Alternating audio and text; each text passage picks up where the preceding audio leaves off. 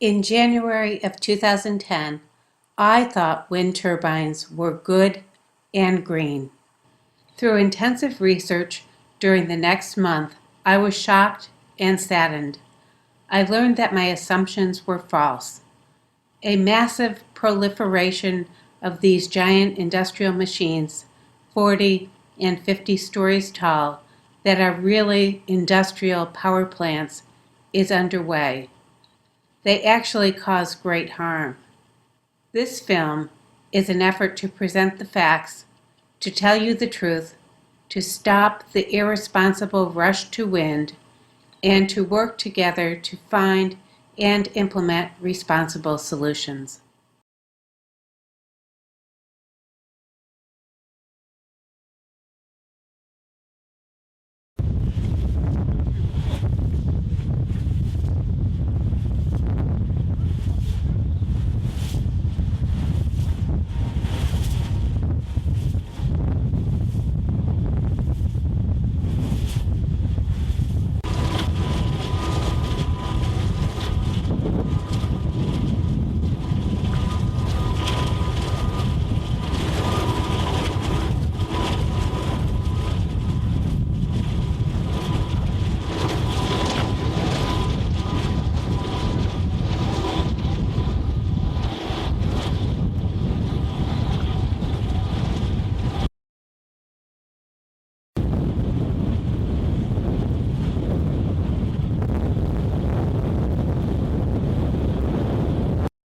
There is a rush to wind power all over the globe.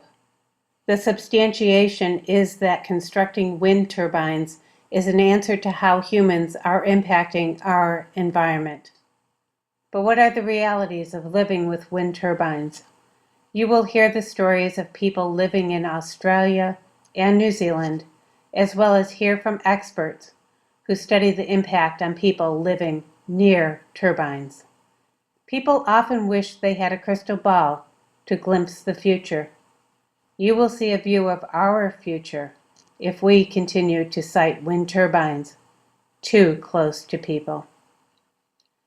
From a distance, they may appear to be pinwheels, but the people we interviewed refer to wind turbines as industrial wind power plants with extreme dire consequences. It's a challenge to show the scale of the turbines we saw and their adverse impact upon the landscape. The 3 locations visited were once considered beautiful, peaceful, and highly desired areas to visit and to live in.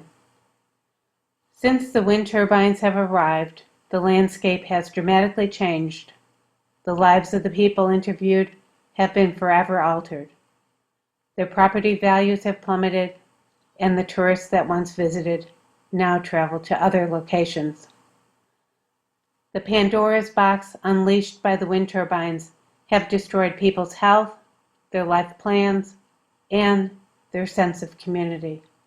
Hopefully it's not too late to learn lessons from those we interviewed, as well as from people in our community and from others globally who unfortunately already are adversely impacted because they live or work too close to wind turbines. We met with people in their homes, in their home offices, and in their university offices.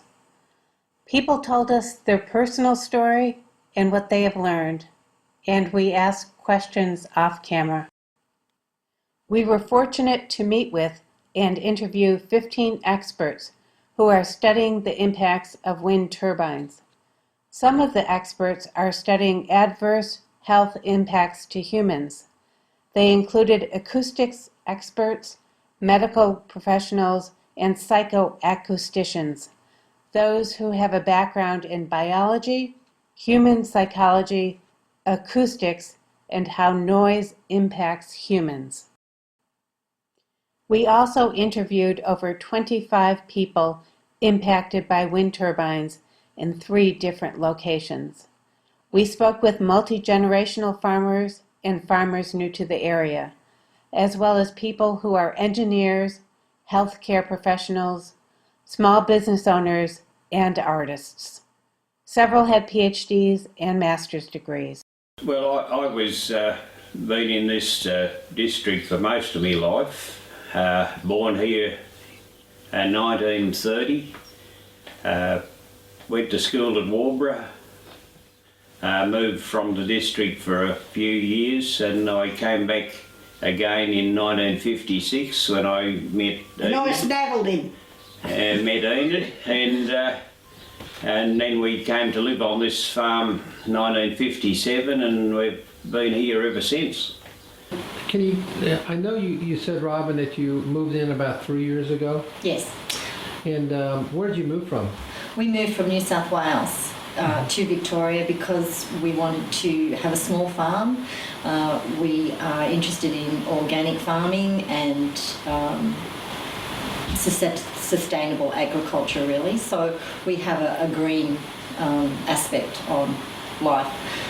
We bought this farm because it had a lot of trees. We'd heard the government was going to bring in carbon taxing, so we bought this one because we thought we'd be carbon neutral. We have a lot of trees out there that are the old river gums, so that our animals would have plenty of shelter, and that we would then be able to establish an organic farm in this area. I was involved in planning and marketing for the industry and took roles as Director of the Energy Foundation and the Cogen Association for New Zealand. So I had a fairly expansive background. When we left there and set up our own consulting business, we consulted to many of the large companies in New Zealand, and in fact run the bid management for AES out of the States on Contact Energy, which is about a quarter of New Zealand's electricity production. So I work as a midwife. I'm a qualified nurse and midwife, and I hold a senior position at Kaplan Coast District Health Board. I'm the Associate Director of Midwifery. I've also lecture at Victoria University in postgraduate midwifery, and I'm a PhD candidate, almost completed my PhD. We also interviewed a journalist who covers the stories of many in Australia. So when I left politics and went back into journalism and went back to the Courier, I thought I'd like to look at these groups who are traditionally on the fringes and are not being heard. I thought, well, maybe that's where the stories are. And the first group that I looked at was a group of farmers at a place called Smeaton, which is a small town. Well, it's barely a town, it's basically a pub now and some houses and farms around it. But the farmers out there, there was going to be a wind farm put in that area about 3 years ago. And the farmers out there got off their tractors and ran a campaign of civil disobedience against this wind farm. They never broke the law, they were never violent, but they took the fight, they took the struggle right up to the faces of the local politicians and the faces of the wind company. And I thought, this is an interesting story. How did they beat this? And they did beat it, and they won. And that really set me on a journey of looking at the wind farm issue. And the thing that strikes me about the wind farm issue, and as you've both seen, is you can't sit in the lounge rooms of people like the Deans and like the Stepnells and others, good farming people, people who are often on properties in a multi-generational sense, and not be struck by their story, by the fact that these were people going about their lives, raising families, growing food, and suddenly their lives have been turned upside down by the effect of having these turbines in close proximity to where they live. And so that's what really set me off on this journey, and continues to motivate me, is the stories of people that are affected by this trend. There's been repeated challenges, there have been, and both to me directly and to my editor. I'm in an incredibly fortunate situation. I work for a newspaper that is fiercely, although it's part of the Fairfax Group, editorial is fiercely independent. I have the backing and support of my editor 100%. Her view is that the paper has reported extensively on the benefits of wind turbines and the good things they've brought to communities. And now that I'm looking at the other side of the coin, it's simply the other side of the story. And we as a newspaper, with a responsibility to this community, I mean, the paper's been part of this community for more than 150 years. that we would not be doing our job unless we looked at both sides of the issue. So I've been full support of the editor, which is great. There's been no political pressure on me at all. From within the newspaper, there's certainly been some pressure from wind farm companies and local green groups. But that's fine. That's part of being a journalist. It's if I wasn't hitting nerves, then there wouldn't be the kicks back. So that's a sign for me that what I'm doing is the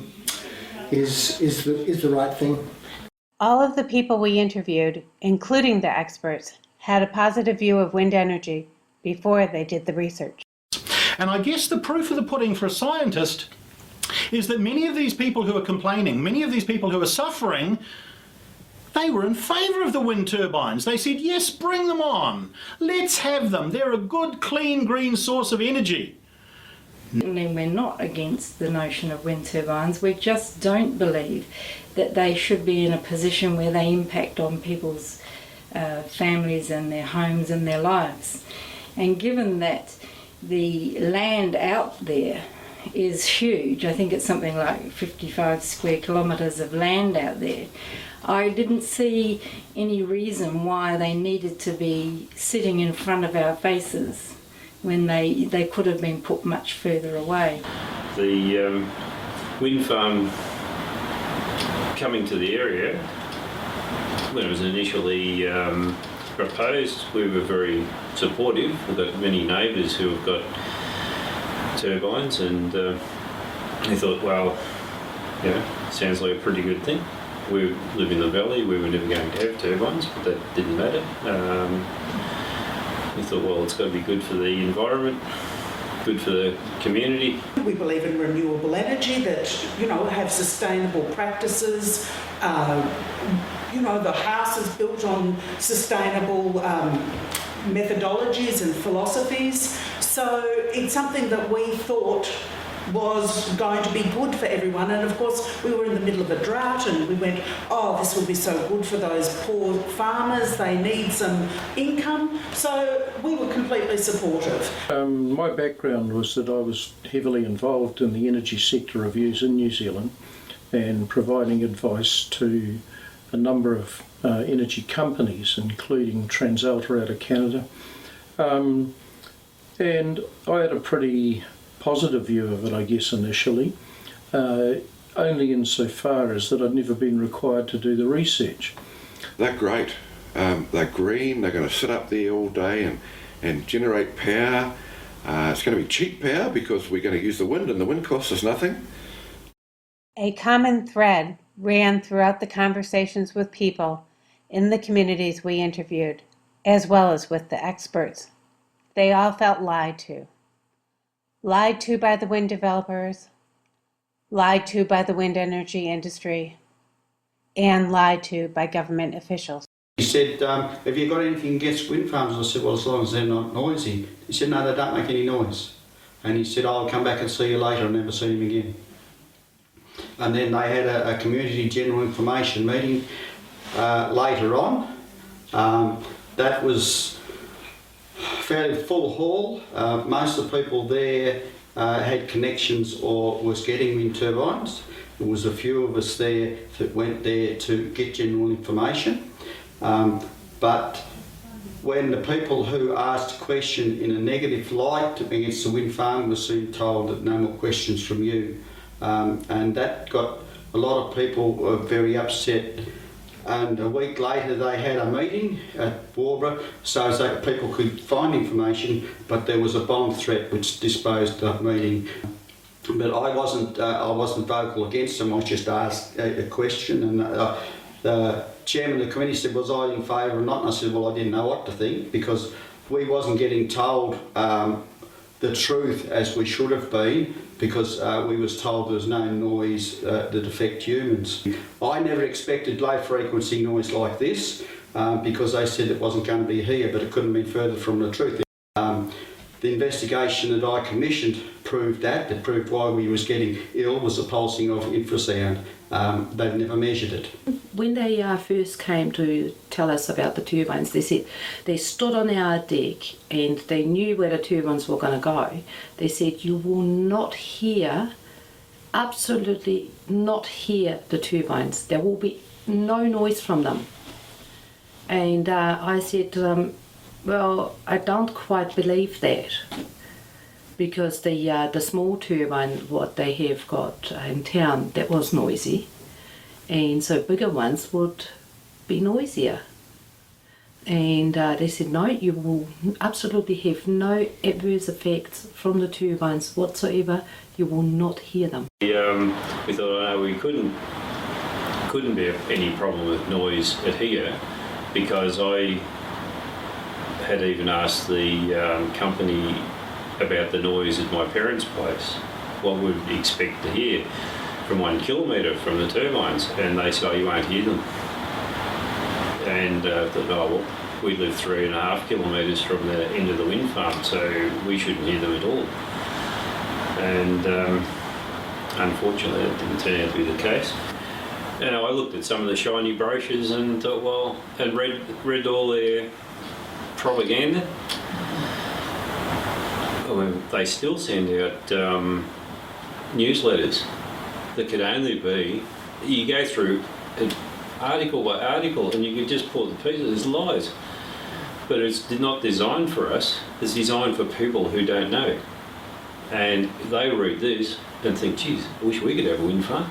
Ever since problems started, I mean, we put up our hand and said, well, hang on, look, what's going on here? Nobody ever told us this is what we're going to get. And from that point in time, we've been, obviously, we're anti-renewable energy, we're anti-windmill, we're anti, we've just been labelled. He actually arranged to have a big picture, a photo impression made of how they would look.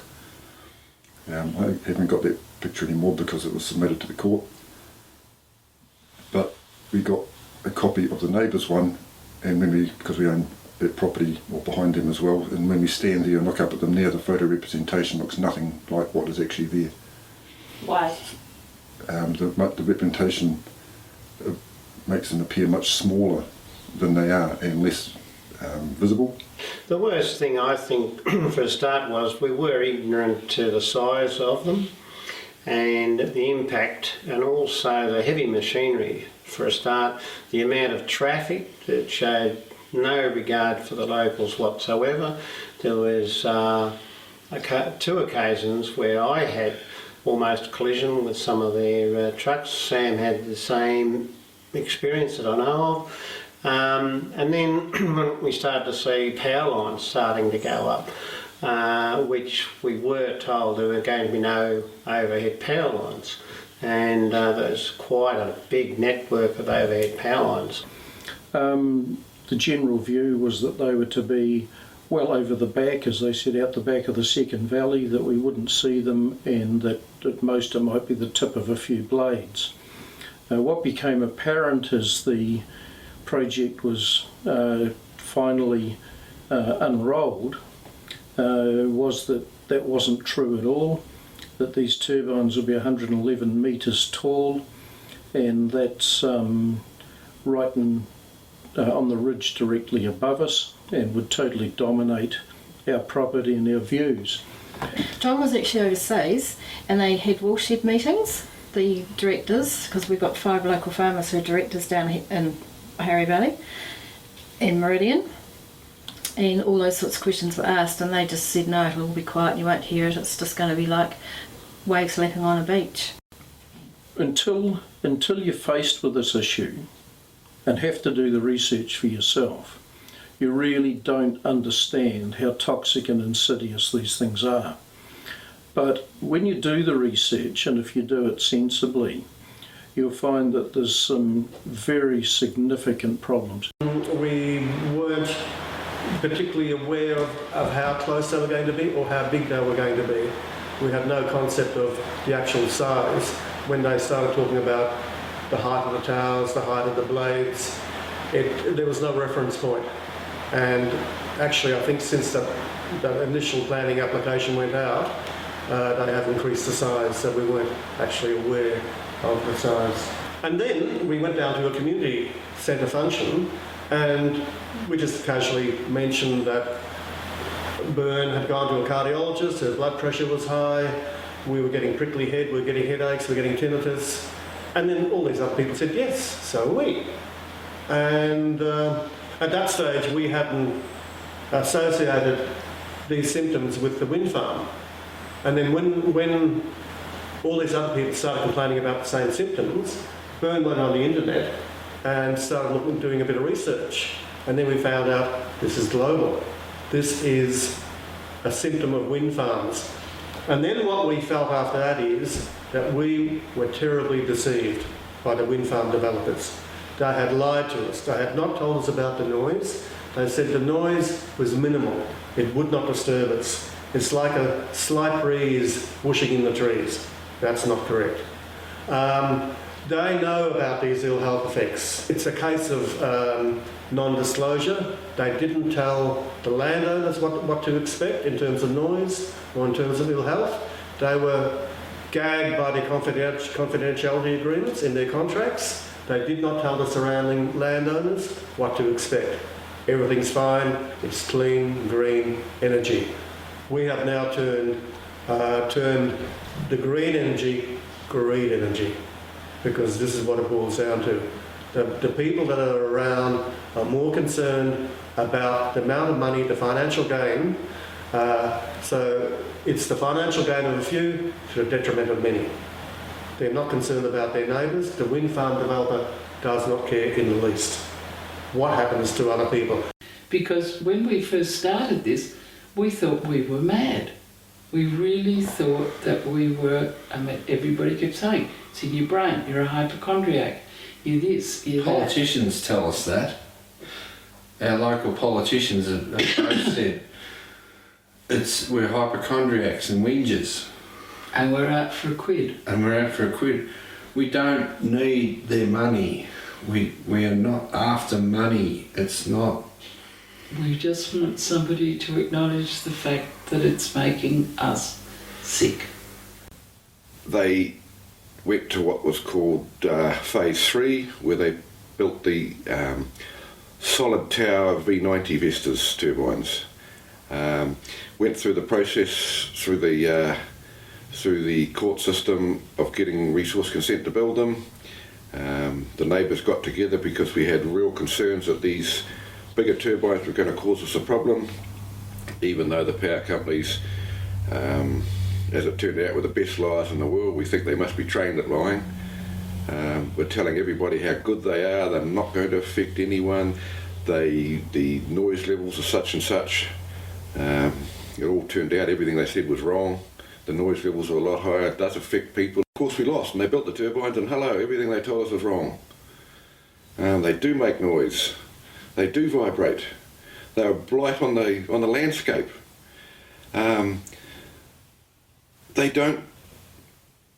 give us figures of how much power they're going to produce, but it's if they're running at optimum, 24 hours a day at optimum speed. A lot of days they don't even turn at all. A lot of days they actually use power. When the wind dies and starts up again at a different angle, it takes power to turn those turbines around so they're facing the wind again. So they're actually using power. But some of them we've been to, they're just covered in oil, and these are turbines that don't leak. So it does happen. And then you ask them about that. Oh, well, yes, we've had a fault there. You'll always get faults in everything. We were wrong. Too late now.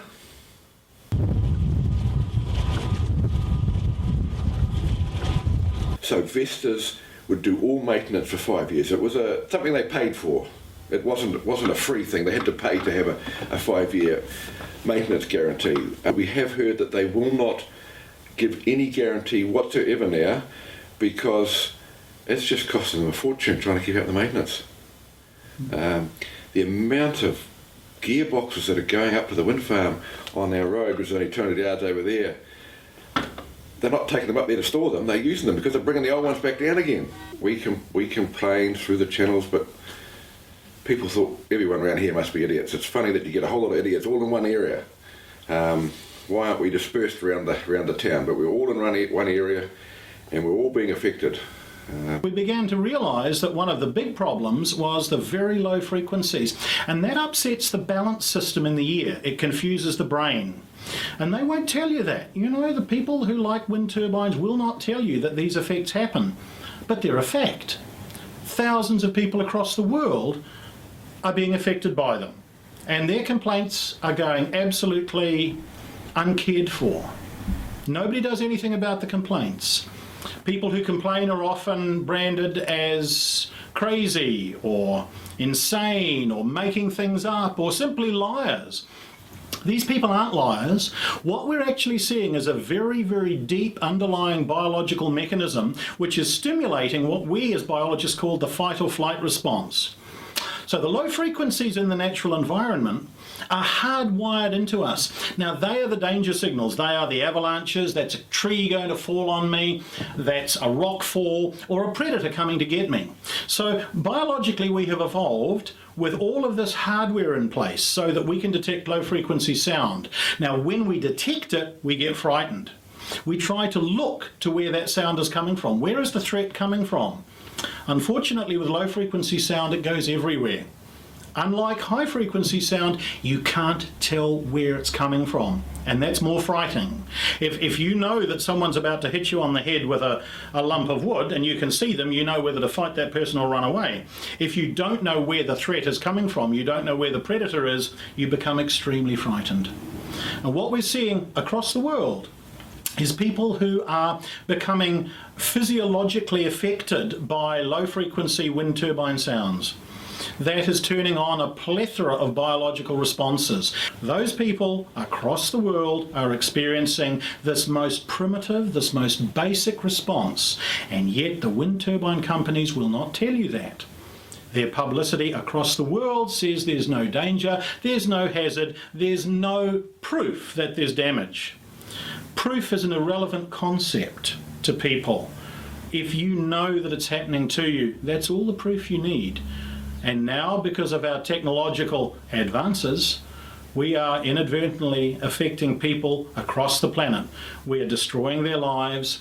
We are making them unable to live comfortably in their homes by invading them without their permission with low frequency sounds which have characteristics, a repetitive nature, maybe even modulation, which is destroying their biological responses. It's destroying their way of life. And all we want to know is the truth from the wind turbine proponents. And it's not what we get.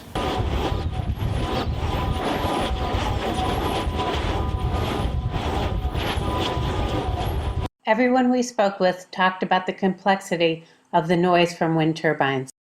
So we chose 2 kilometres as the maximum distance in terms of the residents within the Macra Valley that we sampled. Now within that 2 kilometre zone, each of the abodes were exposed to wind turbine noise. Now wind turbine noise has very unique characteristics. Firstly, it modulates. That means that across time it is actually constantly changing in terms of its amplitude and its frequency. And not only that, but the actual modulation itself changes in relation to wind speed. So we have an auditory system that has actually evolved to pick up differences in sound. So our auditory system, like all our other senses, are what we call differential couplers or contrast analyzers, or in layperson's terms, they are apparatus that are designed to actually detect change. Now, wind turbine noise is constantly changing in time because of the modulation in the vibration of the air due to the turbine blades turning, but also as well because of the changes in wind speed across time. So you've got 2 different dynamic events occurring there, and this is why likely it is that wind turbine noise is consistently judged as more annoying than road traffic, rail or aircraft noise because of that modulation. And it will be due to that modulation that the annoyance will occur, but also the sleep disruption. They said there would be no noise? Yeah. The PR people and the people at the hall who came to talk to us indicated there would be no noticeable sound from these things, which is not right. The wife does. She's always awake. They've given us a hotline number to ring to indicate when the windmills or the wind turbines in our general area are noisy or not noisy. We've made a large number, probably in the vicinity of 100. We've got a stack of letters. If a front comes through and they have to change, they're very noisy. We actually get some distinct noises. We get one noise which sounds like a train going over a bridge. It's sort of a loud thunking noise. Another one, the clothes dryer that keeps on going and going. And the other one is a plane that won't go away. Then we get a thing that I can only describe as a whump, which appears to be once the turbine has adjusted itself to whatever position it is, the first noise that comes from it is this whump sort of thing. It's quite strange. Because I was working away, next minute I felt that sort of, like you're on a boat. And so I went back to the house and turned the music up really, really loud, just to get rid of that continuous bass. It was that low frequency thing what really got me. Not the loudness of the noise so much, but it's that rhythm what was really bad. And the other thing is, the best way I could describe it some days was somebody sticking a bumblebee in your ear, and they continues. That was horrible too. Most of the wind farms that are being put up at the moment are being put up in rural areas, and these are areas which are known to be very quiet. That's why people go and live there. And there have... how quiet the rural areas are depends upon different places, but I know of some studies that were done here in New Zealand where the team found noise levels of 9 decibels. Here you are putting industrial machines into a very quiet environment. You're putting out a lot more noise than these people are seeing, and it's hardly surprising they get upset. There's so many different noises, but I always say to people, if they want to listen to wind farm, come along at 2 o'clock in the morning, because at 2 o'clock in the morning, that is the time that we often wake up. Quite often now, about 2 o'clock in the morning, you just wake up and you're just so alert. Heart's going. There's just sort of you just can't get, you just can't wind down. You still get wound up. Now, I finally got Ashiona, that's our wind farm company, to put a sound monitor in the yard at Dad's. I've seen professional equipment taking noises there, the readings, and it can't possibly be compliant. That was in May of last year. Well, it's January, middle of January now, this year. They will not repeat it. After repeated requests, I cannot get that information. So why? They've got nothing to hide. On the one hand, you have all of the environmental variables of the wind, the direction, the humidity, the time of day, whether there are clouds or not. There's all those sorts of factors. There's the terrain and the geography, and whether there are trees, and whether there are valleys that are channeling sound, and all those sorts of things. We put that aside for a moment and we start looking at measuring sound itself. Most of the standards that I know of include a 10-minute average of what we call an exceedance, so that's perhaps the level of sound which is exceeded 10% of the time. Now that will totally miss any short spikes or bursts of sound. They won't show up on the 10-minute average. So that's not going to work. Simply giving one figure for the noise level doesn't say anything about what the frequencies of those noise are, nor does it say anything about the modulation. So the frequencies can change how easily we perceive the sound, the modulation also how easily we can pick it out of the background and how annoying it is. And Then we move on to the people themselves, because particularly at low frequencies, people have quite dramatically different sensitivities to sound. And you can have two people both with normal hearing, but one can hear a sound and the person beside it can't, or hear it quite clearly and the person beside it can't.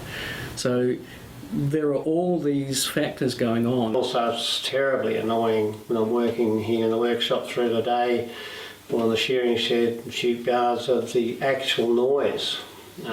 Quite horrific. How do you describe the noise?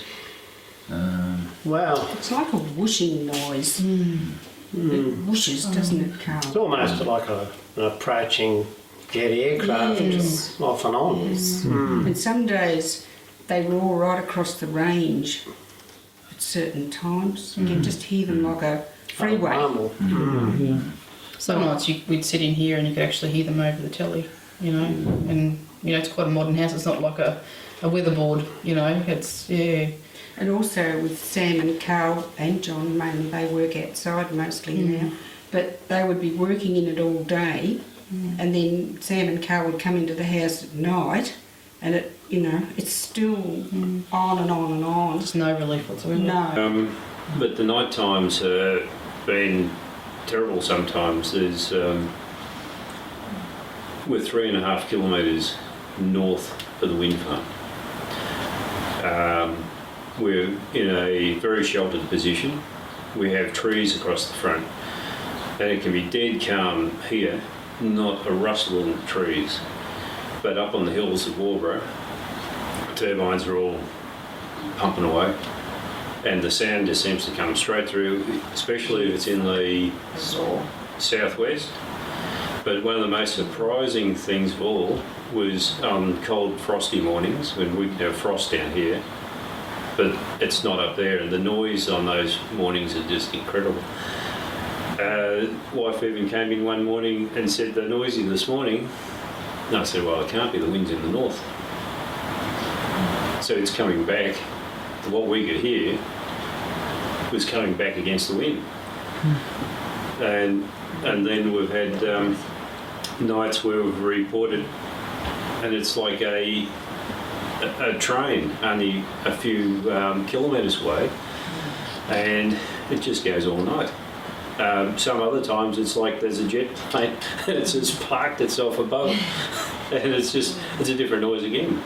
So we started looking at this very seriously, and we not only looked at sound, that is acoustic energy in the air, we started looking at noise in the ground. We started looking at seismic transmission, and that's when I came to realise that wind turbines are actually just tuning forks glued to a hill. And what these things do, and of course a lot of companies won't tell you this, they vibrate the ground. They vibrate the air and the ground. For me, the main impact is the sound, the sight, and the vibration. How does that affect you? I think the first time I became aware of the vibrations was not long after these turbines on our ridgeline became active, and I was struggling to get to sleep one night, and I had this noise coming up through the pillow, and I kept lifting my head off the pillow to see if I could hear what it was, and every time I put my head down I could hear it and feel this kind of vibration, like a machine or something operating at the other end of the house that was wiggling, you know. And it took me a while, but I realised that, you know, perfectly still night, there was no wind, there's nothing else, that it must have been vibration from the wind turbines. And so I've been aware of that ever since. And I was challenged by a lawyer in the Environment Court who said to me, "Have you read Professor so-and-so's paper about the effects of vibration?" I said, "No." "Have you read Dr. so-and-so's publication about vibration?" I said, "No." And they said to me, "Well, these esteemed people have said you cannot feel vibrations." To which I replied, "Well, they're most welcome to come and share my bed with me, because I'm feeling vibration." And, you know, I think that it doesn't matter what the experts say in their publications, it's the lived experience of people that actually count. And that's what we're hearing, and that's why some of us are going along to these environment courts to tell what our lived experience is of having these turbines right in our face. Which I do now. I go to bed tired at say 11 o'clock at night and then lay there until 2 or 3 in the morning without being able to get to sleep, and conscious of the noise from these turbines and, you know, feeling them as well. Actually, I think the stone makes it worse because the sound bounces around inside the house. And we have noticed when we've had the windows open during the warm weather, it's not as bad as during winter when the windows are closed. And we have heard, Bob Thorne has said, in fact, that he thinks that the sound comes in through the roof. And even though our roof we're heavily insulated, I mean, and all the walls, the internal walls are all heavily insulated. I mean, the house has been designed on good environmental principles. But the hard surfaces, they talk about that being, I mean, sound, noise, that bouncing off it. So, yeah, it's the walls are a foot thick, 30 centimetres. Yeah. So you would have thought that it would have been, that would protect you, but no. It's a weird thing because it's not necessarily what you can hear, it's what you can feel in your body. So you're lying in bed and you can feel this, what feels like a vibration, or sometimes it's like a fizzing and a popping and a zinging in, you know, like it's like your cells are vibrating, and it's you get an itchy sensation over your body. And sometimes your feet, it's like you've got these weird sort of aches and twitches in your feet and your legs, so you can't quite get comfortable. And so it's a really weird sensation. And then it was found that there's 2 types of noises. There's high frequency and low frequency, and the glass kept out the high frequency noise but not the low frequency. And that's what was waking us up, because it's a noise you feel. You put your head on the pillow, you think, whoa, what's wrong with that? Something's there. It's the vibrations coming from the noise. Heightened noise zones. So these are zones where the sounds from the various wind turbines tend to constructively interfere to give you a louder sound at that point than at other places.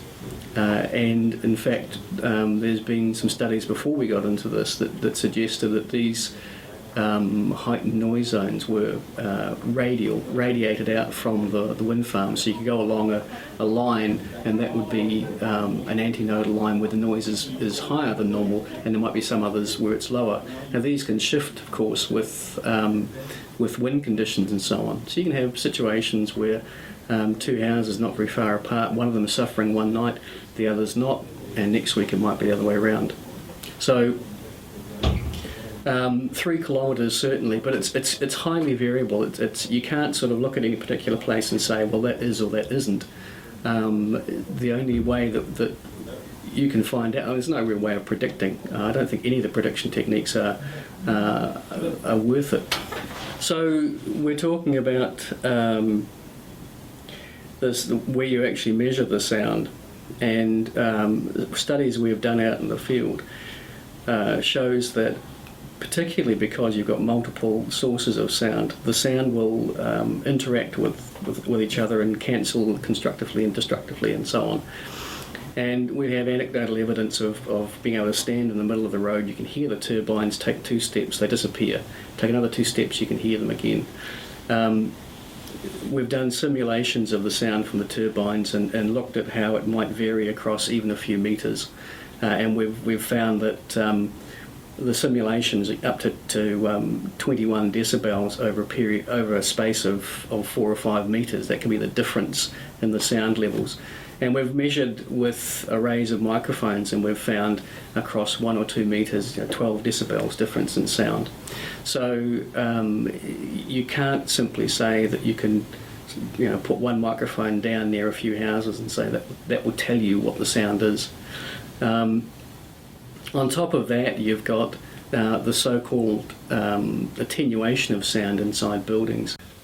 The wind company's noise experts will draw you a map and saying the wind farm is here, and they'll have a line around there, and that'll be a 40 decibel line, then the further line out, which will be a 35 decibel line. That is absolute rubbish. They haven't got the ability to predict it yet. What can happen here is we can hear the wind farm noise here. We can go closer to the wind farm, maybe another kilometre closer, can't hear them at all. We can not hear them here, go to our neighbours who are further away from the turbine, and you can hear them there. We can hear them on one side of our house in some situations and not on the other. How can you have what looks like a topographical lines telling you that's where the noise is going to be? As it gets further away, it doesn't get quieter, or there's valleys, there's gullies, there's trees. If you've got a night where there's really low cloud, that amplifies it. There's a number of things, and everyone's still learning. I've been monitoring for nearly 2 years a wind farm in New Zealand, and we've got records over a really lengthy period showing the environmental sound which is bombarding the people that live in this house. Now, our equipment is quite special because it has 2 microphones, so we compare the sound outside the house with the sound inside the house, so we can see what's happening. And what we know is that there's some really incredible things happening within buildings. Now, I need to introduce you to just one little scientific concept here, and that's resonance. Now, if I take a wine glass and I tap it with a pen, it will go ding. Now, all I've done is I've put one little impulse of energy into that wine glass. It responded in the only way it could, and it sang me a little song. It sang at the frequency it could sing at. In terms of a house, houses have resonant frequencies too, funnily enough in the very low frequency region. In New Zealand, the type of houses we have would have resonances between 50 and maybe 25 hertz. That's 15 to 25 cycles a second. Now, if you build another story, you can add about 5 hertz per story. So you've got a resonant structure. So when this acoustic and seismic energy, that's the energy through the ground, comes and starts shaking the house, it does whatever it can do. It does what it has to do. It starts to vibrate. And the rooms inside are resonant cavities. So we start to see the sound being reinforced and amplified. That's what resonance is all about. It's about amplifying that sound because the wavelengths are similar. So what we're doing with wind turbines is we're turning houses nearby into 3-dimensional loudspeakers, and the people are living inside it. They gave us pictures which were not very accurate. They talked about blade flicker, which completely put people off thinking about the noise. We were told it would not be noisy. People were told they would not hear it. We were also told that the only noise that ever is recorded is the noise you can hear, the ones that are available to the human ear. But they forgot about the low frequencies. They also forgot about animals that hear on different frequencies. So they wouldn't take our evidence. And when they came in to collect noise evidence, they did say our house was affected. At one time they came in the house, but then they said it wasn't in the standard, therefore it didn't matter. Everything has been linked to the standard. The whole of the community is suffering, but it's not in the standard, therefore it doesn't matter. That is the main problem. Nobody is considering the people. The standard is not correct. It is not for protection of people. We can never anticipate what's going to happen. The noise controls we have are a 10-minute flattening, so any sudden noises never get reported through our council, which means all noises that wake you up, the bangs, the whistles, do not get recorded. These cause you to wake up. Then, once you're awake, the constant thumping makes it impossible to go back to sleep. So we have had periods of 3 or 4 days without sleep, which makes us function as, well, we cannot function, and we cannot do our work satisfactorily. The local school had to phone up and say, could they turn it off, please? They couldn't hear the children. That was the level. At one point, I was standing outside my house talking to a lady on a horse, and we just couldn't hear each other. It was so rough. It was continually like a 737 about to take off and never did, and went on for hours and hours and hours. And then you had, as the blades turned or changed direction, you had creaks and bangs. When the brakes come on, you have other noises. You also have noises and flicker bangs and things between it seems to happen between the wind turbines. So you have these constant noises, whines, groans, bangs. One of their towers was malfunctioning badly. It was 10-15 degrees off the wind. It was about to probably destruct. And I rang them up and said, listen guys, your wind tower's making this dreadful noise, it's jammed, it's off the wind. They came round, 2 of them came round. They abused me, they abused Andrew, they were rude, they questioned my knowledge of wind, they told me it was an optical illusion, and I was just making a complaint for the sake of making a complaint. It took them 4 days to fix the optical illusion, but that's the sort of attitude. It's still not right. And it's still not right. It's jammed tonight. It's facing in the wrong direction. And there were trucks there all day. Yeah. But they are spinning this, everything that is going wrong is the fault of the people who are not happy with the wind towers, and we have become absolute, total and utter social pariahs. Now, in a way, the best thing it predicts is loudness, but when it comes to actual human response to sound, which includes annoyance, judgments of the hedonic nature, for example, whether a sound is nice or unpleasant, noise level does not seem to predict any of these responses.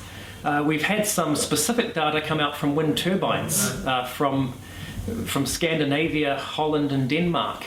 And what that has actually shown is that overall noise level only accounts for about 20% of the variability in human responses. So to put that in lay terms, we can actually get a whole heap of people and look at the differences in responses they have to noise. And indeed, we find there are huge individual differences amongst different people. And then we can go back to the noise level and say, well, how much of this difference that we find between individuals can actually be explained by noise level? And we find very little indeed. So when it actually comes to judging the health effects of noise, one should not be focusing on noise level as the be-all and end-all criteria for that. Because if one does, then they are putting other people's health at risk. Given that the relationship between noise level and noise and human response to it, and therefore human health, is so negligible, one must answer then, well, who should be out there determining whether or not noise will be having a health impact on a particular population in a particular context and situation? So currently what we find around the world, in fact, is that acousticians who have been trained to measure the physical properties of sound seem also to have an adjunct role there in deciding whether or not noise is or is not a health effect. I feel personally that this is a very dangerous situation, especially with regards to public health. What we need over time is greater collaboration and relationships between acousticians, psychologists, psychoacousticians, people from the medical fraternity and health research areas to actually be able to make that judgment. But for the meantime now, we should not be actually asking acousticians to come forward and make a decision on health impacts. We listened to people as they talked about the range and the severity of their health impacts. Dr. Sarah Laurie in Australia has found that people living over 6 miles from the nearest turbine are experiencing adverse health impacts and even cardiovascular impacts. You will hear from Dr. Daniel Shepherd as he discusses findings of the scientific study conducted near wind turbines in Macra, New Zealand. You will also hear from people in Macra who live within 1.24 miles or 6,562 feet of the turbines, as well as people living at greater distances from the nearest turbine.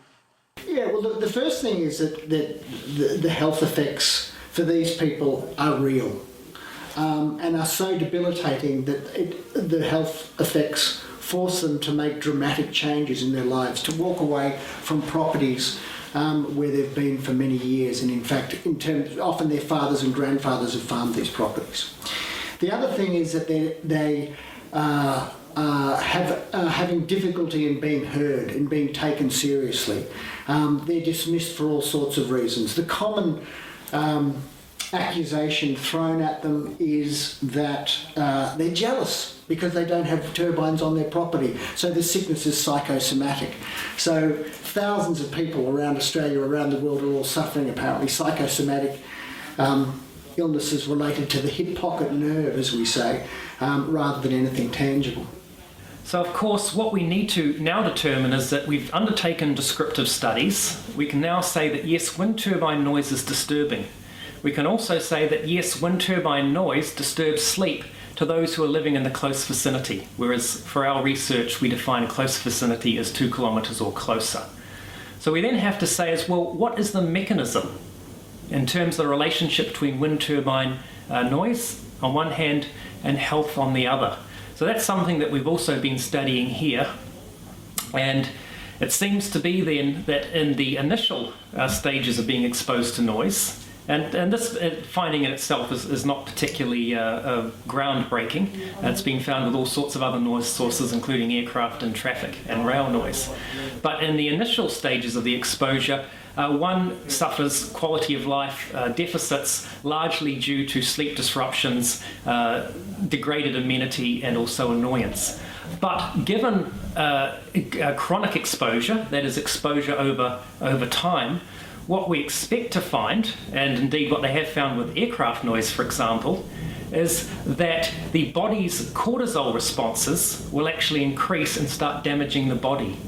And the reason this will be is that the brain itself and the auditory system therein cannot actually shut that noise out. Okay, we cannot habituate to this particular noise. It's almost like a reflex. Some noises we can actually filter out. Okay, but others, for some evolutionary reason, our brain seems very interested in. And as I've alluded to, those noises are often those that modulate, that is, change over time.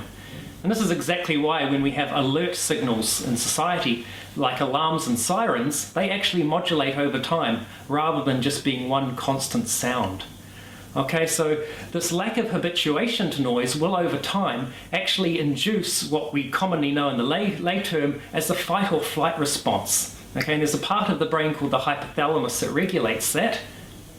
And through these processes in the hypothalamus, which itself has connections with very important other parts of the brain, the frontal lobe, for example, and the thalamus, the release of cortisol occurs. Now, if this release of cortisol is consistent, that is, it just keeps happening, then eventually there will be physical prices to pay for that with the body, including cardiovascular effects, respiratory effects, and according to the WHO and their 2004 study, a whole raft of other physical ailments. Mm-hmm. What were some of the things that started happening? The first time they were turned on over closest to our house, just ear pressure, headaches, nausea, just constantly feel sick all the time. And got to the stage where just the noise, sleep, just waking up, just sleepless nights, just, for 14 months just was unbearable. Yeah, it was, it didn't go away until we actually left. It took nearly half an hour to an hour when you actually left the property for you to start feeling normal again. And that's when we realised that we've got a big problem. It took me probably 6 months being exposed to them. And then I started getting heart palpitations, and 2 or 3 in the morning every night, early hours in the morning, you'd just wake up and you'd be so tired, but your eyes would be wide open and you're buzzing, you just couldn't explain it, and just never settle back into sleep again. I find our 5-year-old was probably the one, without him realising, or even us for a little while, he was such a good little boy, he just would go off playing, and as soon as they started spinning, he just got upset over nothing, just cry, just got very emotional, and wake up for no reason. and then we couldn't live here any longer, so we've had to move out of our home. We've been forced out of our home, and we actually live in Ballarat, which is 45 k's away, and travel out to work. But we've noticed a huge change in just himself, just off. You've got to go find him now. He just goes and plays, and he's completely different. The principal at Walborough, suffers sort of more headaches, and he's noticed a change in his health as well. So it's a huge health problem. A couple of teachers noticed one day they couldn't explain why the kids were just so relaxed. Happy playing. And that was a day every single word. It was a calm day where the turbines weren't spinning. There was one afternoon they were only ticking away reasonably quiet, not terribly noisy at all. I was working in the yard at my parents' place, farm up there, and by mid-afternoon I just developed this extremely severe headache. It was just really tight across the forehead, and it was, I went inside and found Mum sitting at the table with her head in her hands. I said, "You're right." And she said, "Oh, headache, real severe headache." I called out to Dad to put the kettle on, and he came in from the garden. He's at this stage in his late 70s, and when he came in, he went straight to the cupboard, reached for the Panadol, and going on about this headache. And there was only sort of a moderate wind, but it was an extreme headache, sort of developed through the day, and then there's heart palpitations. It's just like you'd been for a run, but you hadn't been. You might be just working doing fencing or something like that. Well, fencing is what I was doing that day. An extremely bad night. We just felt like your heart was going to jump out of your chest. It was just a terrible, terrible feeling. I went to the doctor 2 days later. My blood pressure was down to 120. Again, it was just back to normal. But monitoring our blood pressure, and I monitor mine just morning and night. Recently had a 24-hour monitor on, and despite the fact I didn't really think, I thought I was having a pretty good day, but it sort of been, well, I'm on medication now because of the results, but normally only 120 or actually 117, and the nighttime one was the one that sort of bothered them because while I was asleep, it was sort of going up pretty high. But that was a night that they were going, but it wasn't a night that would keep you awake. And now that I'm taking medication,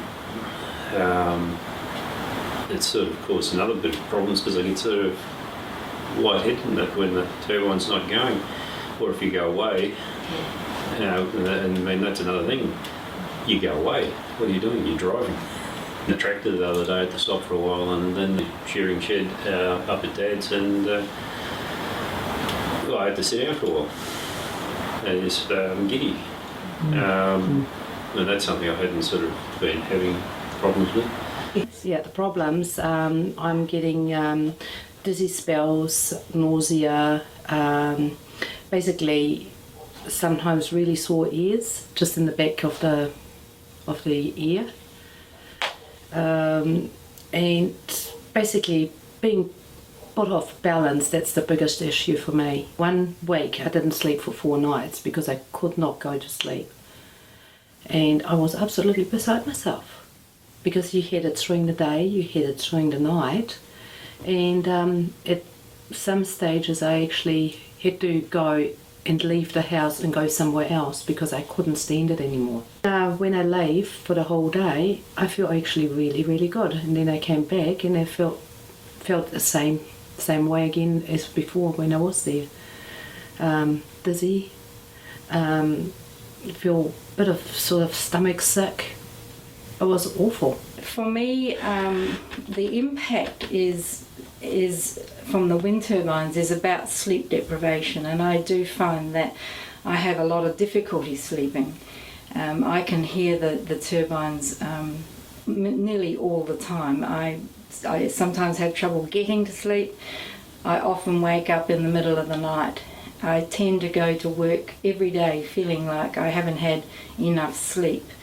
And that impacts on my ability to function in my senior level at the hospital, but it also affects seriously my ability to concentrate when I'm doing my work at home on my PhD. Well, for instance, my husband doesn't seem to be as conscious of the noise of the turbines as I am, and I think that's because of his hearing deficit. He's got hearing loss, and so he's not hearing them like I do, and he's not apparently experiencing any problems. However, he's finding himself to be quite lethargic and very tired at the end of a day and needing to have a sleep in the afternoons and things. So I think that, you know, even though he may not be aware of the noise from the turbines, it is having an effect on his sleep. I have resorted to taking mild sleeping tablets, which I hate to do, but I simply can't afford to be going to work on 2 or 3 hours of sleep a day. It was one night I woke up and my heart was absolutely racing. I had shortness of breath. This has never happened to me before. It was just came out of the blue, and I woke Gunter and said, listen to my heart. And I really thought I thought I was about to die. And no, we were concerned that it was a stroke coming on. Next month, on various occasions, I had a similar attack, once while I was gardening, another one at night. So I went to the doctor. The doctor took my blood pressure, and he went, right, you must go to a cardiologist immediately. He was panicked by what had occurred. There were headaches that just started to happen occasionally, and these odd palpitations. And what I call a prickly head sensation, and it's like you've got these prickles and something pressing in all the time. Okay, last September I went to my doctor and had a regular blood pressure test. I was shocked when it was 157 over, I think, 97. Because historically, I've seen the same doctor for over 20 years, and historically, my blood pressure has been in the range of the 120s over 70s. The emotional swings that occur, I mean, it's a real roller coaster. I mean, there are days where a huge black mood can descend and you just don't really understand what's going on. When we go to Melbourne, we don't experience these symptoms. And we might go to Melbourne several days at a time. We stay with friends. We don't experience this. Although the dispersal of the symptoms takes much longer now. It's to when admission starts. Yes. If I'm not careful, it'll take me out because I suffering from, they say sleep apnea, but what happens is that if I'm out here, I'll get contractions of the chest, pains in the chest, and I stop breathing during the night. There's no way that anyone should be subject to this. This is torture. This is vibration torture. Pollution from these things can go, infrasound pollution can be fairly strong 10 kilometres away. It's just the further you get away, the spots might be further away, but most certainly, as Dr. Laurie has found, 5 kilometres is hardly a safe distance. I'd say 2 months after it come on full production, that I started getting headaches and things like that. But initially I had no idea it was that. I was thinking there was some other problem. I've never had headaches in my life prior to that, so I was beginning to think that there was something else going on. And it wasn't until I heard on the radio that another neighbour was having issues and he thought it was the wind farm. So then we started to put it together. I went to the doctor and he thought it may have been thyroid or vitamin B deficiency or sugar diabetes. So I had all those tests and they came back clear except for vitamin B12 was low. So they gave me vitamin B12 injections. But then I started getting vibrations in my lips. and then they didn't sort of go away, so I went back to the doctor and they did more blood tests and everything comes back fine. And then I started getting arms and legs tingling, and then the vibration sensations in my chest and heart palpitations, and all when I was mostly asleep. So I could wake up in the middle of the night with a heart start, like something, and think, oh, wow, what was that? My heart would thump, and it feels almost like there's a mobile phone vibration somewhere, like you've got a mobile phone attached to your body, and that vibration sensation. It goes away mostly when I get up of a morning and start walking around, but it's there most of the night, and it's there mostly every night. So I now wake consistently somewhere between 2 and 4 a.m. in the morning with some sort of feelings in my arms, legs, vibrations. Sometimes I get headaches, depending which way the wind is blowing or if you can hear the turbines. We're both starting to suffer extreme blood pressure problems. Earlier last year, I had a bilateral knee reconstruction, which shows what a thrill sleeper I am. And I was in hospital for 8 months, rehab and the operation. And my blood pressure was so low, they had to reschedule all my activity. My blood pressure in the morning now is usually somewhere about 150 over 110 with a pulse rate of 95 or 98. Now, there is no explanation as to why that is happening. I suffer from anxiety attacks, which is absolutely ridiculous. I'm a psychologist, I should know how to handle that. But it happens. I think I can't do this. Really simple tasks that I would normally think nothing of doing, I can get myself into an absolute tiz over. I get really emotional about things that are not worth getting emotional about. I get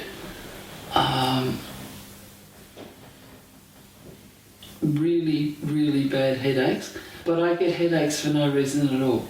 I wake up at night, I don't sleep for longer than about 2 or 3 hours in a session, and I wake up and my pulse is going like crazy. It's like I've had a nightmare. Well, I think it plays up with my sugar, because at different times, you know, the way the noise and everything else, and then the blood pressure, and then the pains in the head, irritability. Well, perhaps I might have got a head start on that one, I don't know. But at any rate, it makes me worse. I don't know, things... and seeing people around not talking to each other and... Nah, it's horrible, isn't it? Yeah. It's not the place we came to live, and... No, it's changed everything. Yeah, everything's stuffed up. But the main thing is the headaches and the eyes, you know, some days it's very difficult to see properly. You can see, but you can't focus properly. You know, it's a terrible feeling. You know, some days I go to bake and I just can't do it. It just knocks me. I just can't do it. And, you know, it just depends on those things, whether they're going and coming this way. You know, it's terrible. It does, because I have that sleep apnea, and yeah, and the machine picks the noise up, and it really does your head in some nights. But I'm starting to try and get used to it. But all the time that noise is going through your head, and I'll tell you what, it really does your head in, and it's cruel. It's like a torture.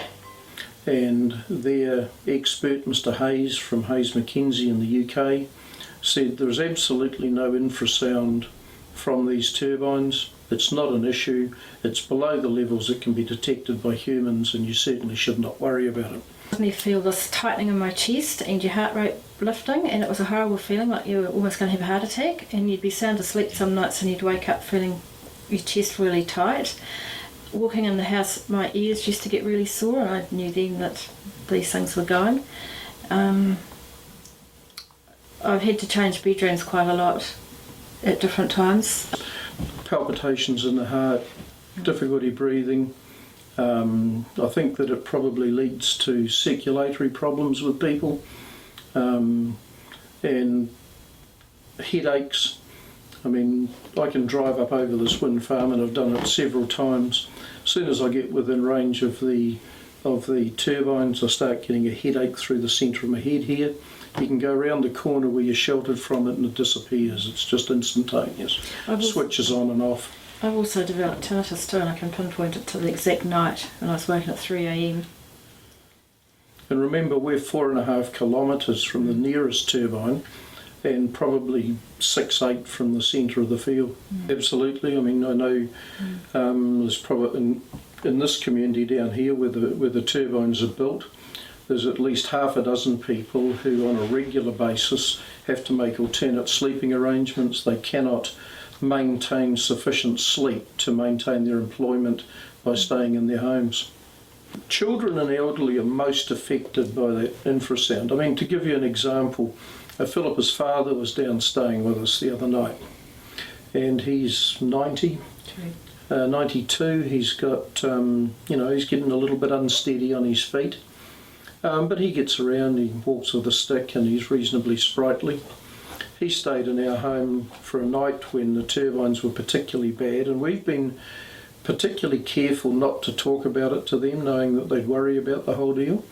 So he really doesn't know anything about them at all. But he woke in the morning and was so unsteady he couldn't get out of bed. He just lost his equilibrium entirely. And he improved once we took him out of the valley. As soon as we're out of the valley, he was back to normal. I've owned a property in Macra for 20 years. We lived there until February last year, when we were forced to move out owing to health issues. We still maintain the property, we still farm, but we never sleep at the house. So we have to examine the current state of research in noise, and what we find is that we have numerous reports describing correlations between noise and health. And we find these reports, some of them over 50 years ago, looking at aircraft, traffic, rail noise and neighbourhood noise, for example. And we have to say, well, okay, where is the smoking gun for that? Where is the mechanism that tells us that this noise is actually causing adverse human effects?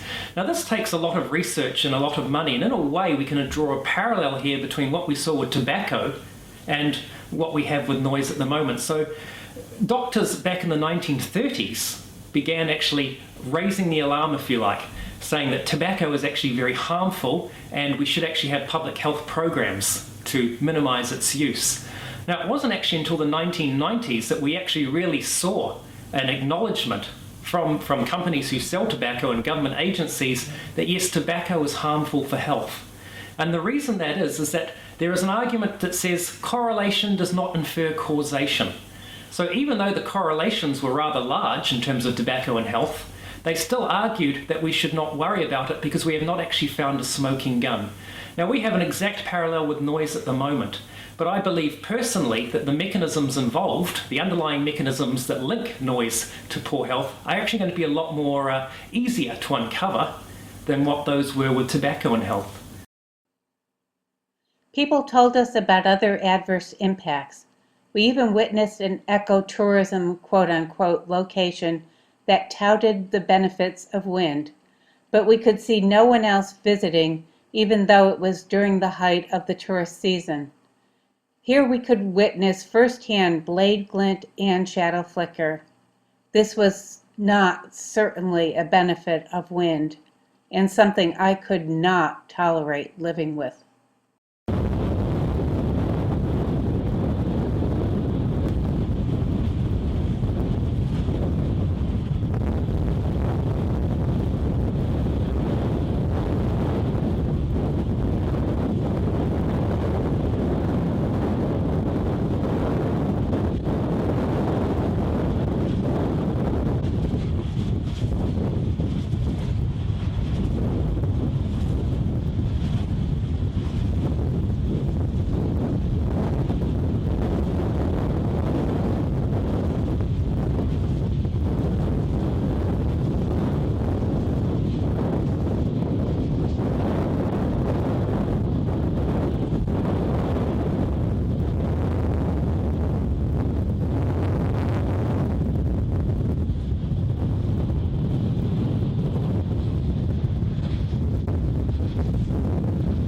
their PR man for this region, and basically he told us that there was going to be no problems. They wouldn't be visually offensive, they wouldn't be noisy, they wouldn't affect the landscape as you could see it. We haven't had much trouble with glint, but the flicker is quite noticeable, especially in the beginning of summer and at the end of summer, because the sun starts moving across the western horizon in a different level. It comes across lower, so we get a flicker into the house and into the garages. Did they tell you there were going to be problems? Or There would be none. There would be no flicker, no glint. They gave us charts that showed us how far the flicker and glint would go, and they were wrong. And certainly the people from Meridian Energy, when they sent their spin doctors, I call them, around to talk to each of us individually, they completely downplayed the possibility of us having any effect at all. He clearly said to us there would be no possibility that we would hear those turbines at that distance, and that things like shadow flicker, blade glint, not a problem. They were very clear that it was going to impact us very little. But I know that when I'm in my office, looking out the window, I can see the shadow flickering around on the hillside, and although the shadow doesn't actually get to my house, it's in my visual field, and it's disturbing to me when I'm doing my work. We were lied to about the noise, we were lied to about the lights, we were lied to about the whole disaster. We can't move because it's our life and it's our home and we don't want to move. We have to put up with it. One of the things that worries me most of all is, and it sounds really stupid because I'm not epileptic or anything, is the red flashing lights, which I don't know if you've experienced, but from my kitchen window I can see 17 of them going night from just on twilight until just after dawn, and it's like living in downtown Amsterdam. You've just got these, and it's constantly stressful.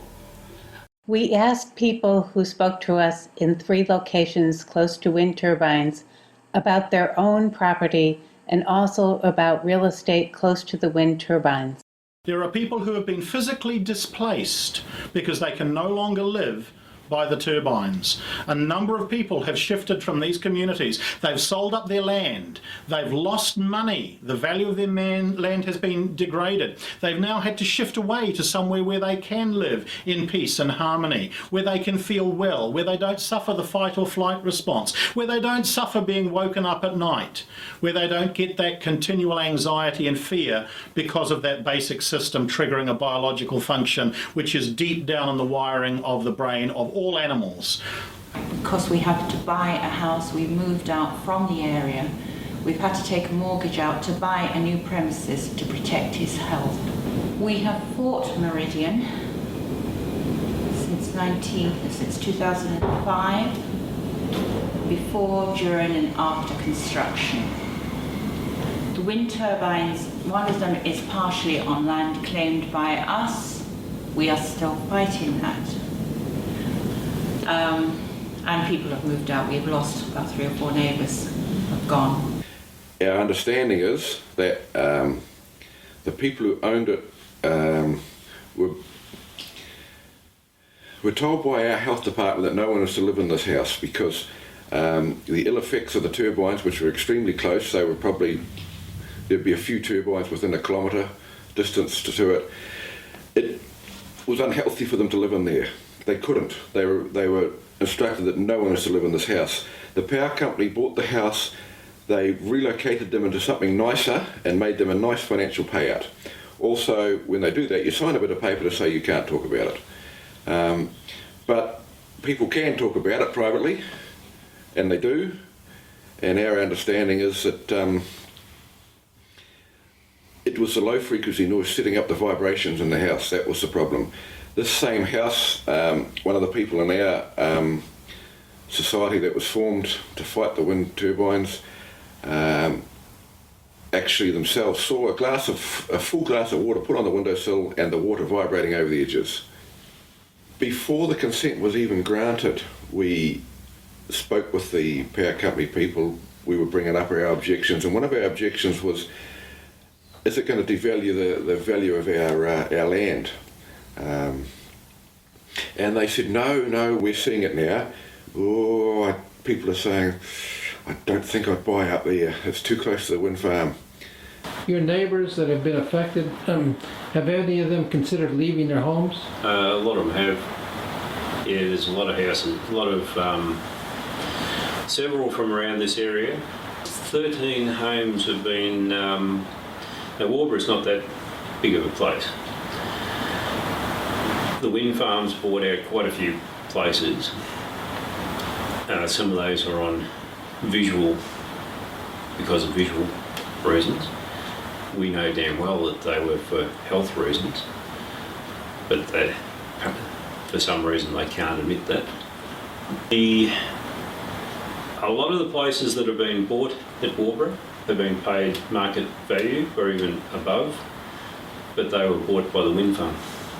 So statistically, prices have not dropped. But there are places that still can't sell. There's a lot of places around. There's some people have gone as far away as Tasmania. They've got to play into a place where they thought, well, they can't put turbines here, so and unfortunately, some people one person has left only to have because of the wind farm, only to have another one proposed right next to it. 8 houses have been bought out by the company. It's the small those farms. people have moved out and those houses are just sitting there empty now. The farms that they were buying out, it was people. For instance, if you bought a property and you had 25 acres and a house, somebody from Ballarat, Melbourne or wherever would come out because it was a nice district. And one lady loved it. The Pyrenees were her view. And now, then she only had a view of wind towers. So she did complain, went through all the procedures and they bought her out. So, as Val said, that's got to be an admission of a problem. Yeah, there's more places in, like just little, just houses in Ballarat, like in Warburg Township, that are for sale. Well, if you try to sell your farm, I don't know who would want to live here. It's it's probably not a saleable item, really. It's a huge problem. And you can't rent. We can't rent this house. An estate agent who handles farm properties said that he had some properties for sale, 2 of them, and they'd almost get to signing up, but then wind towers would come up. And that wasn't in this particular district, but where another wind farm is. It's planned. So it was planned. So these people were reluctant to sign for these properties. So you could say, or you would say, that land values have and will decline. He's had the place on the market for over a year now. He's changed agents in the last month, but prior to that, he had 1 visit, and the people said too close to turbines. Yet that agent had a website, and for that particular house, they had 1,100 hits to have a look at the house, and only 1 person came out to physically view the house and said no, too close to wind farms. Her house was on the market for about 15 months before the wind company actually bought the house, and that was after it was discovered that the noise they were non-compliant for noise at that house. But Kay's story was that people came out to see the house, they loved the house, and as soon as they saw all the turbines, they were surrounded, and you'd see a turbine from every window, they just went, no, we don't want to live this close to a wind farm. So as much as everyone says it doesn't affect, it certainly does. Definitely does affect. And we do know that Acciona, the wind developer, has bought quite a number of properties, and of course they buy the properties at a good price because they don't want those prices to be reflective, to say that there's a problem. Yeah, they have. I know that there have been 2 or 3 or maybe even more families that have actually moved since the turbines have been here, and that's been part of it. I think all of us in the early stages were concerned that it would affect our property value. Don't compensate. Don't listen, don't compensate. I mean, we said to the developers at the time, you're telling me that this thing's going to be fine and dandy.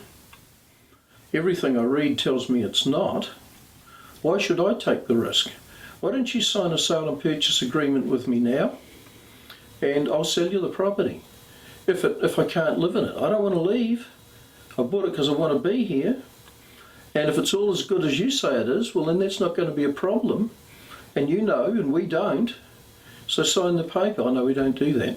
Certainly I know properties that have been close to being signed up. I've got very good friends who's a real estate agent, and people come down here, listen to the turbines, so if that's going to be there, I'm not buying, and then they walk away. And so we've seen land value offers on land drop to 25% of the original selling price when people understood the impact of the turbines. The adverse impacts for communities from a public health standpoint are only beginning to emerge. Community fracture was described by residents in all 3 areas that we visited. Unfortunately, the social result of that is that this is now splitting societies. It's splitting communities. The people who are affected and are deeply worried and deeply troubled against the people who can't understand because they're not being affected. They're not being heard, they're dismissed. And the other thing is how divisive wind farms are in communities, how they can split communities down the middle. Often wind farms and wind farm proposals are done surreptitiously. Wind farm companies come in and hold confidential or secret negotiations with prospective landowners.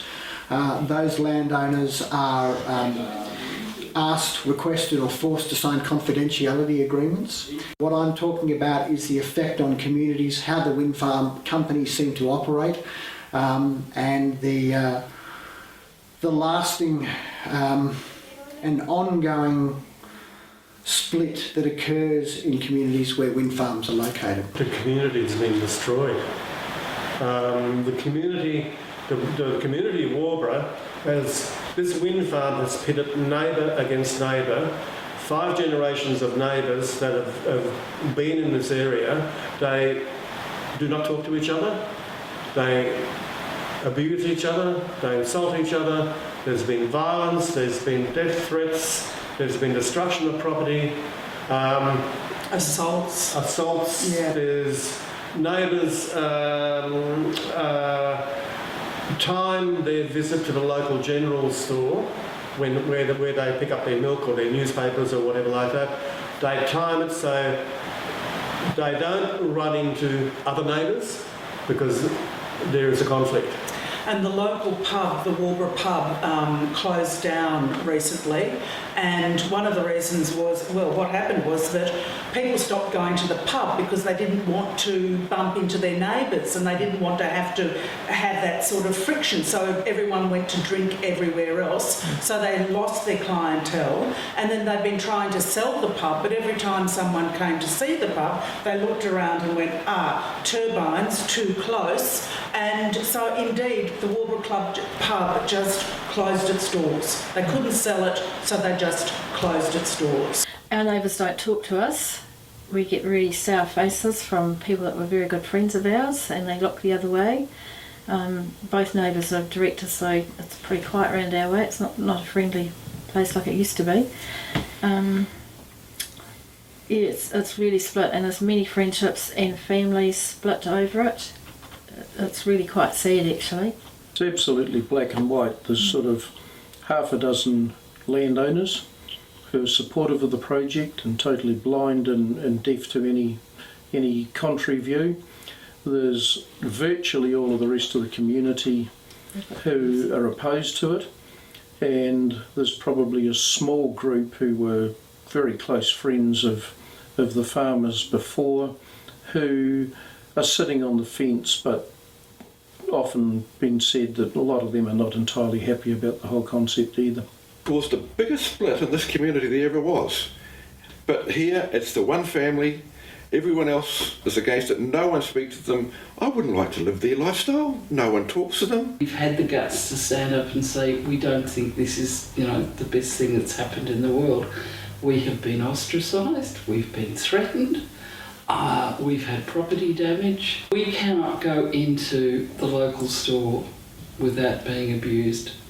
We heard this loud thump and Andrew thought, oh, what's happened? Went out to collect the bin and there was our bin and our rubbish all over the road. And the guy who was driving the garbage truck standing there scratching his head saying, do you know this mad guy who drives a cattle truck that's red and white? And we said, yes. He said, he just ran over your rubbish bin. He veered to get it. And He literally, but he was being followed by the Shire rubbish truck, the garbage collector, who said, he drove off the road to total your bin. I think in a lot of ways our civil rights have been infringed upon. Our property rights, our right to freedom of speech, our right to freedom of association, the vilification of the people that we consider our friends now is extreme. Our politicians have let this happen, and it's truly disgusting. I mean, this is not about money, this is social justice. And democracy. And supposed democracy. There's a lot of my neighbours who pretty much drive off, dodge people on the road. So, it's a dangerous place out there for some of them. I've been lucky that most of them still talk to you. The community doesn't exist. There's friendships that go back generations. There's that are dissolved. They're gone. They're finished. They'll never. It'll take a generation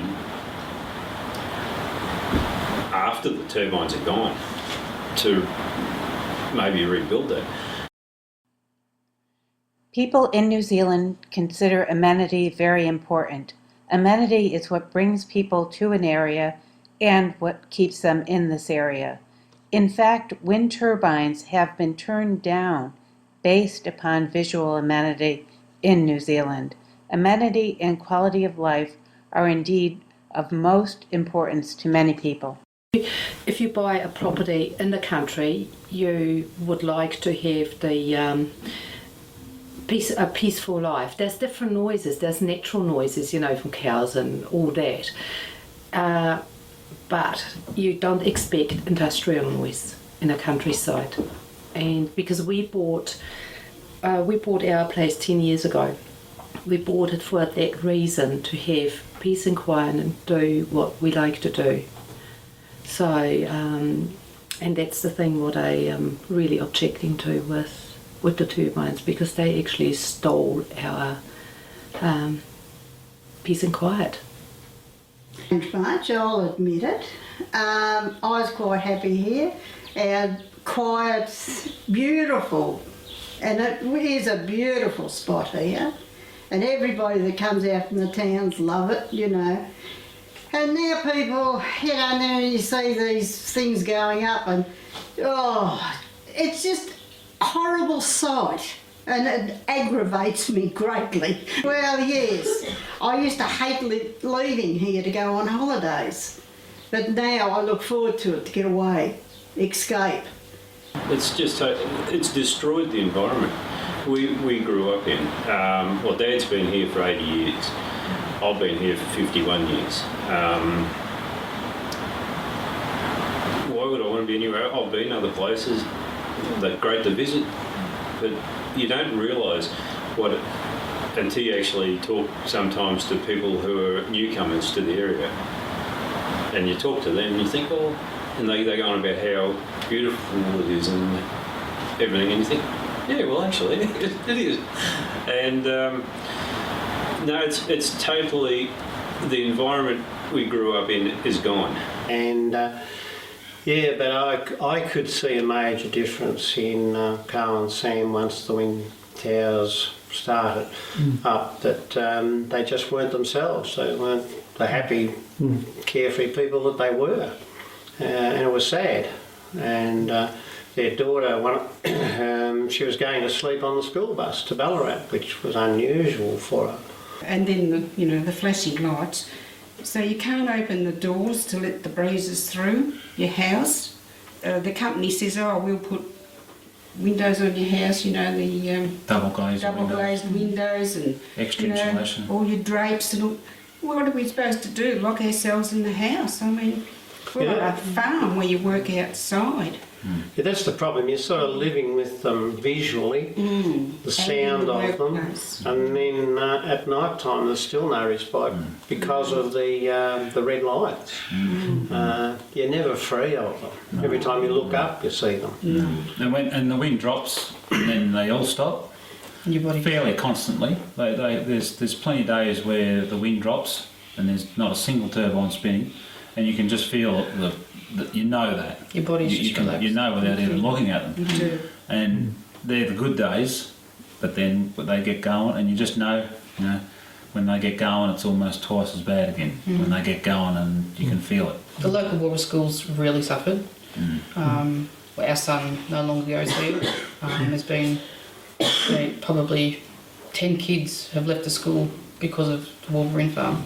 There's been quite a few families that have moved because of it. And the school even noticed, the behaviour of children when the turbines are on to when the turbines aren't spinning. Just the behaviour of the children in the classroom. The sadness. Not a positive thing. And nobody can convince the majority of thinking people that it is the answer for green energy. Well, it's completely destroyed our quality of life. We love our farms, and it's completely destroyed our, a day on the farm when they're roaring and they've just destroyed our lives. We've had to move. Yeah. Yeah, we worked the farm. Carl and Sam really managed the property, but we would come here and have a cup of coffee and a meeting over the kitchen table. But now when I come up here, times the house is empty, or we pop in for a cup of coffee. But it's not a family home anymore, and that's sad. And we do miss it, Belle and I, as grandparents and father of Carl and Sam. We had a good relationship, still have, but it's more. There's a lot of things apart from the health situation. It's emotional as well. So that's what you're up against, is money, and people don't care about disfiguring the countryside. We've decided we will leave in another 2 years' time. When my husband's ready for retirement, we'll go. We won't stay here, which is disappointing, because this is where we had chosen to live because of the nature of the rural setting and the beauty, and we thought it was a beautiful place to be without a row of turbines in front of us. But we will leave. It's changed our life. We have maintained a quality for ourselves, but we've changed our abode, we've changed our travelling, we've changed our social group. It's completely undermined the life we had. We maintain a quality because we're setting up new networks, we're still working, we're working with the people, working with the community. But it's been a deliberate destruction of everything we had built up over 20 years. And it wasn't until it was actually built and operating. I mean, the horror started happening when it started to sprout up on the hillsides, and we're going, oh my goodness, they're big and there's a lot of them, and they're very large. It's really transformed the horizon. That was a shock. And because you're tired and you're not quite well, you don't enjoy things as you used to do. You don't, driving home from Melbourne and you look across and there's all the flashing red lights. You used to be able to look and think, oh, we're going home. we're going home. But now you look across and you see the red lights, and there's a slightly sinking feeling about going home. And I mean, that's one of the greatest things that is so distressing, is that your home has been taken away. Your sense of safe haven, the place where... The environment's been destroyed. Yeah, they've taken home from us. The environment, we created this environment for a specific purpose that has been taken away. It is no longer the same environment, and that is not by our choosing.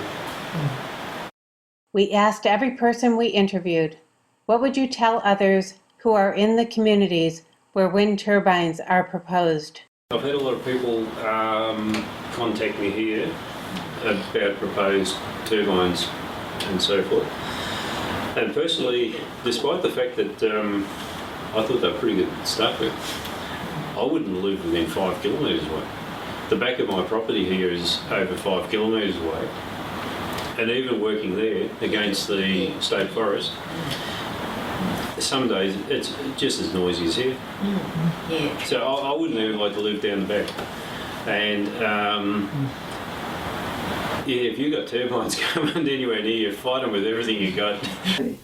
I think it's useful for families or people who are faced in this situation to form some form of group that can work together to share information and share research and really become quite knowledgeable about it. But the thing that I guess that's most important is just don't believe what they say. Go and find out the information yourself, because their vested interest is simply and only for themselves and not for the community.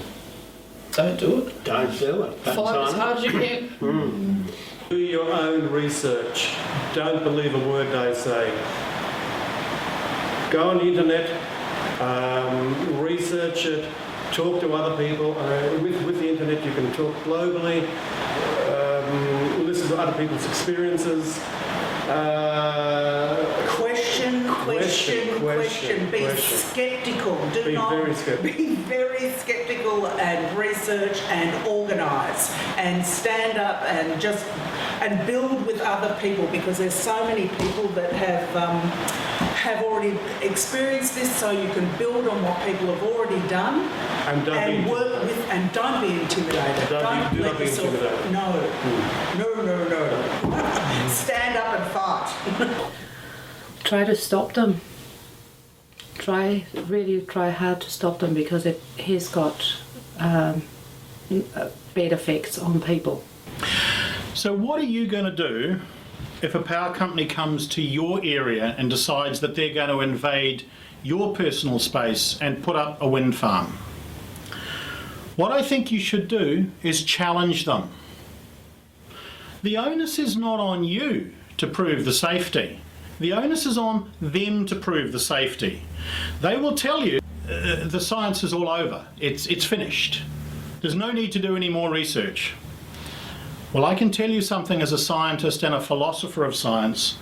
The science is never over. It is never finished. Science is a continually evolving platform of knowledge. It's never over. There's always more to find out. So if these guys come to your town and say, hey guys, we want to give you some wind turbines because they're really cool, you say, prove it.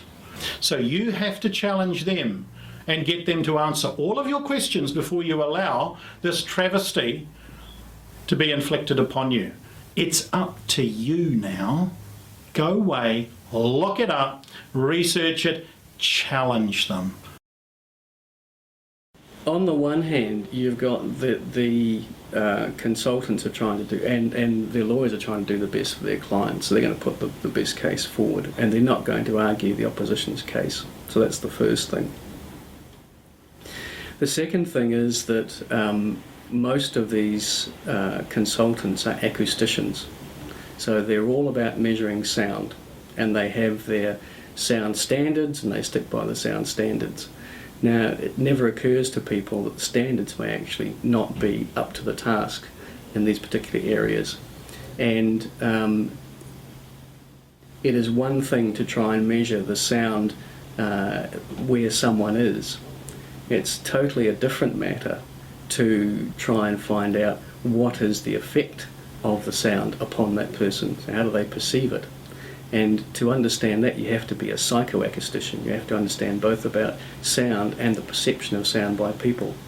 And this is where you find that what we know today is not simple. It's far more complex than that. And so the sound standards they've got a long way to catch up with what's going on here. What they're saying is there can be no further debate, and as far as I'm concerned, science without debate is propaganda. It's as simple as that. There is no fact that we can say is proved for all time. Everything's open to debate. So you think more research is necessary? Absolutely. Continuing research? Absolutely, particularly in this area. Well, from our research over the last 3 years, I can tell you that we've got a population of people who are seriously affected, whose lifestyle has been affected, whose quality of life has been damaged up to 5 kilometres away. So 2 to 3 miles away. When I talk to people, they often ask me, well, what's the safe distance? I have no idea. What I can tell you is that within 2 kilometres, it's a danger zone. 2 to 5 kilometres, you're going to be affected to some degree, possibly extremely. 5 to 10 kilometres, you may be affected, but less so. Because of the physics and the variability, there is no way of predicting a safe distance. And because of the way the physics works in the environment, which is what a lot of acoustic people don't understand, it changes. It's like the weather. It changes from where I am here at the moment to where I shift to somewhere else. The sound moves around, it changes. It's not static because of the environmental conditions and in particular the weather, the temperature gradients. All of these things you can look up in the literature. Don't believe anything I've said. Go look it up. It's on the internet. Look at the book that we've written. Look at the books other people have written. Look at the scientific papers. Look at the PhD thesis of Dr. Thorne, who's a consultant in the psychoacoustic area. Look at the work of Dr. Daniel Shepherd. Look at the work of Dr. Fritz Vandenberg, whose PhD was on this. And I believe, if my memory serves me, that one of his comments was, for people whose business is wind, they seem to know very little about it. And that's what we're finding. So I can't tell you a safe distance, but I can tell you within 5 to 10 kilometres there'll be an effect. Under 5 kilometres that effect may be quite serious, and closer than that, I believe personally, my professional opinion as a scientist is quite dangerous. When it comes to legislating noise, for example, coming from wind turbines, there are really 2 ways or approaches that one can go about it. In terms of actually having some hard criteria that will be accepted by legal courts and civil bodies. The first is the noise levels, which I would argue are a very poor predictor of public health. The second is the idea of the setback distance. And I think of the 2 approaches, I think the setback distance myself is the lesser of 2 evils. Just because one, however, determines a setback distance does not actually mean that anybody outside of that distance will be free from health effects. And this, I think, ultimately becomes a societal decision, is that we know that living very close to wind turbines, say 200 metres away, is going to cause widespread health effects in the population. We know when we take that up to 2 kilometres that the prevalence there is going to be a lot less, perhaps anywhere between 10 and 20%. Beyond 2 kilometres, we will find a drop-off accordingly. So how to set up a setback then really becomes a societal question in terms of how many people do we want to suffer from this particular type of noise. So my own opinion on that, of course, as I hope anyone's would be as little as possible. So from the data we've collected here in New Zealand and from what we've seen elsewhere around the world, I would probably say a safe distance. And of course, one must also take into account whether they're looking at flat ground or hilly terrain, but a safe distance has to be beyond 2 kilometres, perhaps 3 kilometres, perhaps 4 kilometres. The final decision that will be made, I think, has to be informed by further research and data that we do not have access to at the current time. When I first came across wind turbines, I thought they were spectacularly beautiful and a very good thing. The thing that I cannot get away from, though, time and time again is the human cost of these things. And for me as a journalist, that's where the story lies, that's where the issues are, and that's the thing that I need to continue pursuing. Because these are good people, innocent people, and their lives are being turned upside down in a scorched earth approach that is a story that needs to get out there and needs to be told. If they're, as the power company said, they didn't affect us, we wouldn't be doing that. We just want to warn other people of the problem. And we've been trying to tell other people. Some people listen to us and other people don't. Then they'll come back later on and say, whoa, what you told us was true. They are terrible things. They are causing us health problems. They're keeping us awake. We didn't believe you. We couldn't make it. We can't make anyone believe us. We can only tell them how to fix us. None of us want to be doing it. Everyone wants to get back to their own lives and the peace of their lives. But if we don't stand up and if we don't tell our story, then there's all these people that are going to end up suffering what we're suffering and our neighbours. And that just is something that cannot happen.